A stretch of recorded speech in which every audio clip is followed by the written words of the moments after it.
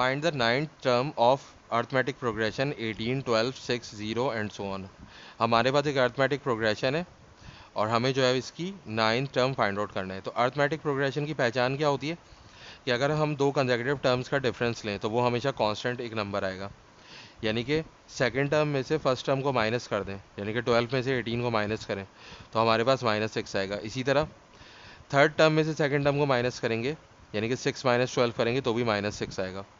0 - 6 करेंगे तो भी -6 आएगा। यानी कि हर कंसेक्यूटिव टर्म, दो कंसेक्यूटिव टर्म्स को माइनस करने से हमारे पास एक कॉमन डिफरेंस आ रहा होता है। तो अब इसको हम 9 टर्म को कैसे फाइंड आउट करेंगे? तो सबसे पहले जो फर्स्ट टर्म होती है हम उसको a कहते हैं, तो a की वैल्यू क्या है हमारे पास? 18 है।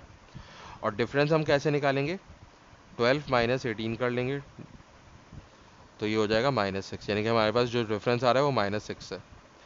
अब हमें नाइन्थ टर्म फाइंड आउट करना है, तो n की वैल्यू जो है वो 9 है और 9 टर्म का मतलब ये कि T9 हमें फाइंड आउट करना है। तो इसके लिए हम फार्मूला यूज़ करेंगे nth टर्म का, जो कि होता है Tn = a + n-1d। यहाँ पे Tn का मतलब nth टर्म है और n जो है वो नंबर ऑफ टर्म्स है। a जो है वो फर्स्ट टर्म है और ये n जो है वो वही नंबर ऑफ टर्म्स है और d जो है वो डिफरेंस या कॉमन डिफरेंस है। तो यहाँ पे हम n की जगह पे 9 पुट कर देंगे, a की जगह पे हम 18 पुट कर देंगे, फिर दोबारा यहाँ पे 9 पुट कर देंगे -1 और फिर d की जगह पे आ जाएगा -6। तो T9 जो है वो क्या हो जाएगा आपका? 18 + 8 × -6। तो T9 = 18, 8 × -6 आपका हो जाएगा -48।